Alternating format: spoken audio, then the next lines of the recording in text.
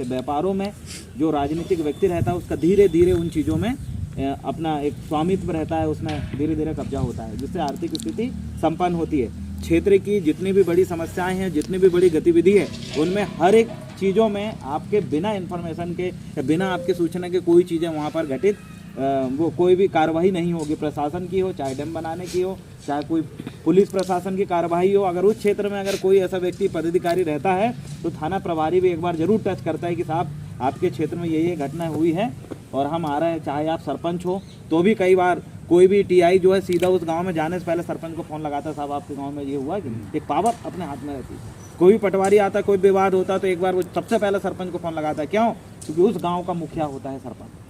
वैसे ही जनपद क्षेत्र भी है, तो कई बार अगर आप विभागों में अगर आप जाओ और उनको बोलो कि हम फलाने क्षेत्र के जनपद सदस्य हैं, इस क्षेत्र में कोई भी कार्य अगर होता है, चाहे विकास कार्य हो, चाहे कोई भी बड़ी समस्याओं का हो, बिना हमारे सूचित किए बगैर यहाँ कोई कार्य ना हो, क्योंकि बहुत सारी अनियमितता पा गई है, तो हर एक डिपार्टमेंट हमें अहमियत देकर उनकी मजबूरी बन जाती है कि हमसे वो पूछना।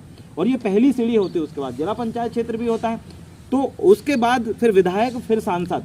जिनका विधायक, जिनका सांसद, सरकार उनकी रहती है। भट्टी जी जब यहाँ से अमरवाड़ा से विधायक थे तो पूरे छिंदवाड़ा जिले के अंदर एक धाक फैलती थी, अरे कोई कुछ मत करो, मनमोहन सा भट्टी का आदमी एक रहता था ना ऐसा कि भाई कोई भी रहे, दबना हाथ में रहे, ऊपर हाथ रहता है, कोई विवाद हुआ, अरे वो उनके आदमी है, अगर ये कर दोगे तो वो ये कर देंगे, तो एक दबना था। वैसे ही अगर आपका दबना नहीं है, आपके ऊपर संरक्षण देने वाला व्यक्ति अगर नहीं है, आपको बचाने वाला व्यक्ति, आपके लिए लड़ने वाला व्यक्ति अगर नहीं है, तो आपको सरेआम रोड में ये लोग पीटेंगे, ये लोग आपकी जमीन छीनेंगे, ये लोग आके आपके क्षेत्र में डैम बनाएंगे, आपके क्षेत्र का ना बिजली खम्मा गड़ पाएगा, ना आपके क्षेत्र में पानी पहुंच पाएगा, नहीं आपके क्षेत्र में कोई खनिज संबंधित कोई खातू वगैरह सही रेट में मिल पाएगी, नहीं कोई व्यक्ति सुनेगा। अगर आपका होगा, क्योंकि जिसका नेता होता है, जिसका राजा होता है, उसी के नाम का बाजा बजता है। लेकिन इस क्षेत्र में जब भी बड़े बड़े मामले होगा, अमरवाड़ा में 2 आदिवासी महिलाओं का बलात्कार करें, अभी कल का परसों का जो बलात्कार हुआ, 7 लोगों ने मिलकर बलात्कार किया, किसको फर्क पड़ा बताओ मुझे? क्योंकि याद रखिए, उनको कोई फर्क नहीं पड़ता जो विधायक बने। कुछ हो जाए तुम्हारे लिए कोई दर्द नहीं होता। अभी फिर एक और सिंगोड़ी चौकी, यही अमरवाड़ा विधानसभा के अंदर 2 महिला की बलात्कार हो गए। यहाँ सरेआम पीटे हैं। ये अमरवाड़ा थाना के ऊपर साइड वो गांव, उधर कोनार वाली जो पट्टी लखनवाड़ा, उधर साइड देखें, आदिवासी पूरा उखाड़ डाले उनका एक तरफ का जो पूरा छलटा, इतनी भयानक तरीके से लोगों ने मारे 22 लोगों को। अरे मैं वीडियो भी जारी किया था, पूरी सुझ गई वो 22 लोग। कौन लड़ेगा? नेता दबना नहीं बनाओगे तो अगला नंबर आपका है और कोई साथ नहीं देने वाला। ये टीआई भले ही आपका जात का, लेकिन आपके साथ खड़ा नहीं होगा। एसडीएम भले ही आपके जात का, लेकिन आपके साथ खड़ा नहीं होगा। आपके जात के यहाँ विधायक बना, लेकिन खड़ा नहीं होगा। क्यों? क्योंकि ये गुणवाना आंदोलन के लोग नहीं है। जो गुणवाना आंदोलन के लोग, उनको दर्द होगा अगर जो जीतता है तो अपने समाज और एसटी एससी जो भी समाज के लोग जुड़े हैं ना, गुणवाना जुड़े, उसको दर्द होगा कि मेरे लोगों के साथ गलत हुआ, और वो लड़ेगा। इनको दर्द होता है क्या? होता है मार्को को दर्द, जो टीआई बैठा है तुम्हारा, कोई दर्द नहीं होता। तुम्हारा एसडीएम जो बैठा है हेमकरण दुर्वे, वो तुम्हारे क्षेत्र की जमीन 3-3 लाख रुपए एकड़ बेच देगा और आपको एक जमीन नहीं मिलने वाली उस कीमत में, वो पूरी औजार डालेंगे, लेकिन कोई दर्द नहीं। क्यों? इस आंदोलन के लोग नहीं है। याद रखना, दुनिया में किसी को भी विधायक सांसद बना लो, जो अगर आपके आंदोलन का व्यक्ति अगर नहीं है ना, कुछ नहीं होगा आपका। वो आपके प्रति कोई दर्द नहीं होगा, भले जात समाज रिश्तेदार के ही क्यों ना निकले। गुणवाना आंदोलन समाज का भाव जिंदा करता है। गुणवाना आंदोलन एक दूसरे के प्रति दर्द की भावना जिंदा करता है कि सुख में सुख और दुख में दुखी जो हमारे लोग हैं उनके साथ खड़े हुए, ये चीज़ गुणवाना आंदोलन हमारे अंदर डालता है। मुझे बताओ, ये इतनी सारी घटनाएं डेली जो घट रही है, एक भी कांग्रेस और बीजेपी का नेता आके बोल रहा है, लड़ रहा है, थाने में जाके बहस कर रहा है? क्यों? वो तो अपने समाज का है, वो तो जात का है, रिश्तेदार है, फिर भी कर रहे हैं वो? नहीं, क्योंकि वो भावना जो है ना, सामाजिक जो भावना है, दर्द की जो भावना है अपने समाज के प्रति, ये कांग्रेस और बीजेपी में जाने से नहीं होती, मात्र गुणवाना आंदोलन ये चीज़ देता है। इसीलिए भट्टी जी, दादा हीरा सिंह मकाम, यहाँ से केएल उइके दादा, बहुत सारे लोग थे, सगन सा दादा, बहुत सारे लोग थे, और भी आपके क्षेत्र के दादा लोग अभी बैठे हैं, उस समय से जुड़े हुए हैं। इनके अंदर वो भावना है, लेकिन उनके अंदर वो चीज़ें नहीं दिखेगी। इसलिए गुणवाना को मजबूत करने के लिए एक नया फार्मूला लेके आए हैं, और वो फार्मूला ये है, हम अभी से जिस व्यक्ति को जिला पंचायत सदस्य बनना है, ऐसे व्यक्ति को जिला पंचायत क्षेत्र प्रभारी नियुक्त करके अभी से उसको काम करने की जिम्मेदारी दे रहे हैं कि तेरे जिला पंचायत क्षेत्र में अगर 10 पंचायत है, अगर 40 गांव हैं, तो सिर्फ उन 40 गांव की गतिविधि में तो ध्यान दे, कोई भी दिक्कत रहे वहां खड़े हो, और हर गांव में बूथ कमेटी बना, महिलाओं की समिति बना, बुजुर्गों की समिति बना, युवा की समिति बना, अभी से नियुक्त करके उस व्यक्ति को हम छोड़ रहे हैं और शपथ पत्र ले रहे हैं कि आने वाले समय में अगर मैं जिला पंचायत जो अभी प्रभारी बना हूं क्षेत्र का, आने वाले समय में अगर मैं जीतता हूं तो पार्टी से दगाबाजी नहीं करूंगा, जो हमारे सियाने बुजुर्ग समाज जो बोलेगी मैं उस दिशा में चलूंगा। ये शपथ पत्र लेके अभी से हम नियुक्त कर रहे हैं। 15 दिन पहले चुनाव आया और 15 दिन पहले तैयारी होती है। अचानक जीतना और अचानक हारना होता है, कोई तैयारी नहीं होती। चुनाव की तैयारी या फिर बड़े राजनीतिक पदों में बैठेंगे तो शासन प्रशासन आपका होगा, पूरी खनिज संपदा आपकी होगी, पूरे आपके मुट्ठी में होंगे। राजनीति की ये चाबी अगर आपका विधायक एक बट्टी जीते तो आप सोच के देखो, थाने के अंदर घुस के टीआई के कॉलर पकड़ के निकालते थे कि तुमने कैसे गलत करे हमारे लोगों को, हैं? तो जर्रक से मामले में एक लकड़ी ऐसे लगा दे मंजीटों में, तो वो वन विभाग वाला जाता देख फोन में बोलते हमारे कैसा कर रहे थे। एक दबना था, हम इस क्षेत्र के रहने वाले लोग, हमें एक लकड़ी तक नहीं मिल रही घर बनाने के लिए, दबना था। क्यों? 1 महीना तक या 1 साल 1.5 साल तक अगर काम करना है तो ये अगर बनना है तो अभी काम करो, बिना पैसे के जीतोगे। तो अभी से जो हमारे जनपद क्षेत्र प्रभारी हम नियुक्त करेंगे उसका काम है, और सब लोगों का काम है ब्लॉक कार्यकारिणी का मिलके, कि हर ग्राम पंचायत में सरपंच अपना बैठे, इसके लिए ग्राम पंचायत प्रभारी नियुक्त करेंगे और उसी व्यक्ति को हम आने वाले समय तक सरपंच के लिए तैयार करने का काम गोंडवाना गठबंधन पार्टी करेगी।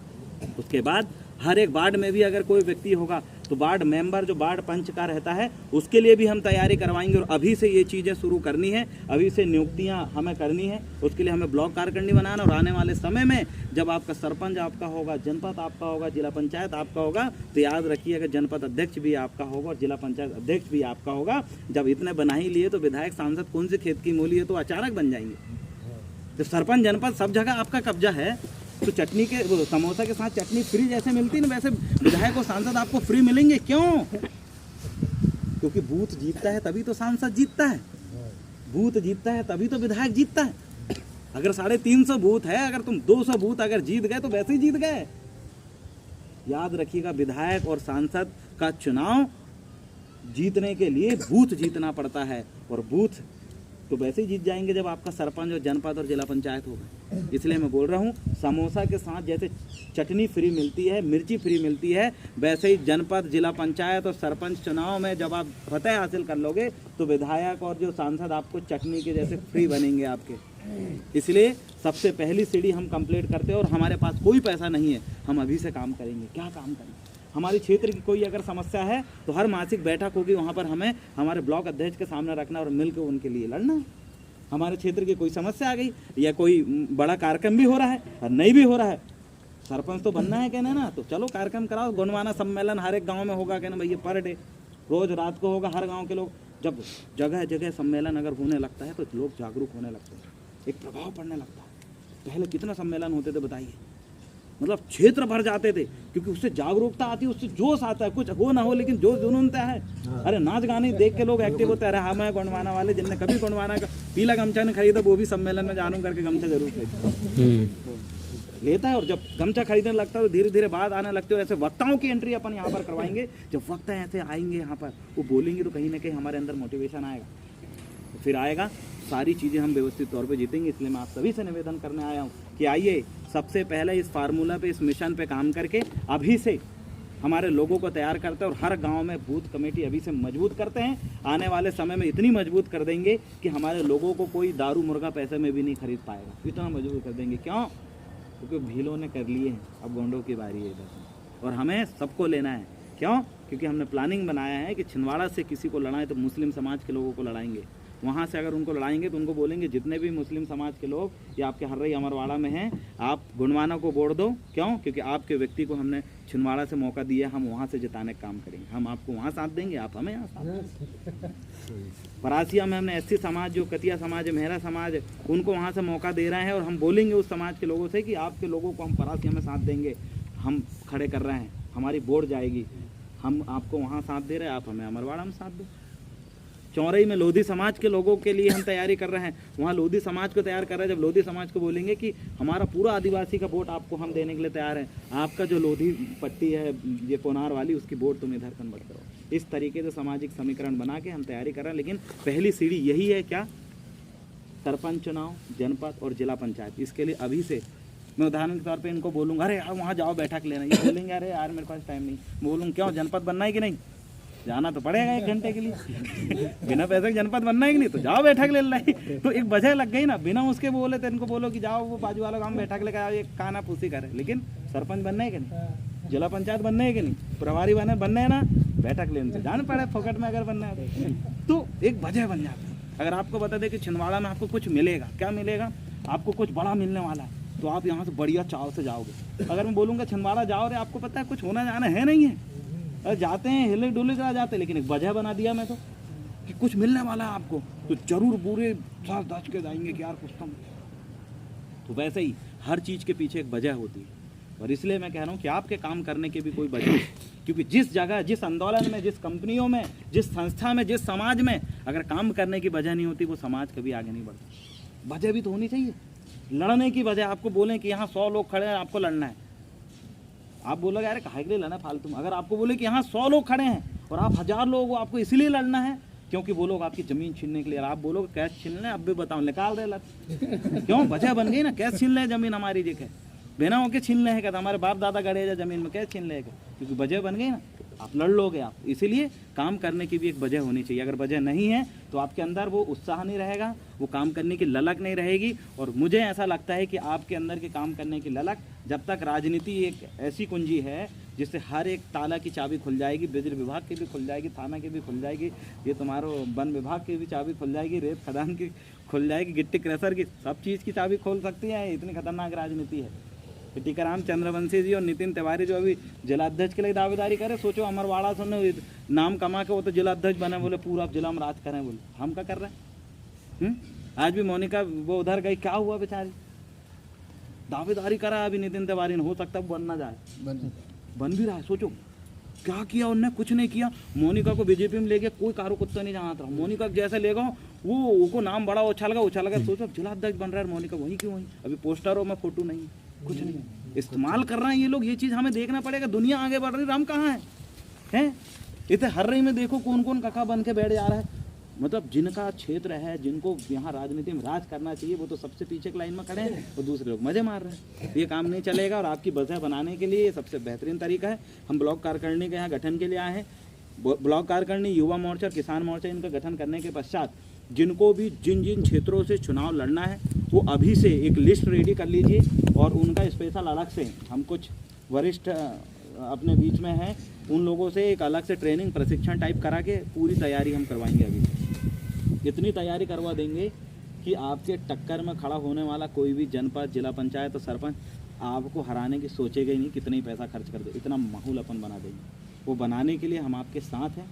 और अगर इतनी जम के अगर हमारी तैयारी हो रही है, तो आने वाले समय में यही तैयारी 2003-04 में भी थी, जब आपका माहौल दिखने लगता है। इतनी तैयारी आपकी हो गई, सब जगह के आपके ग्राम पंचायत प्रभारी, जनपद क्षेत्र प्रभारी, जिला पंचायत क्षेत्र प्रभारी और वार्ड प्रभारी भी आपका बन गया, वार्ड पंच का चुनाव लड़ने के लिए, और वार्ड पार्षद का चुनाव लड़ने वाला भी बन गया। जिस दिन ये कंप्लीट हो गया आपके 6-7 महीने में, एक कार्यक्रम यहाँ कर दो आप, 50,000 पब्लिक लागे, या इंफोटेक के भर दो 10,000 लोग लागे। कब जाएंगे 10,000 लोग देख के, बोले फिर से आगो गुणमानक।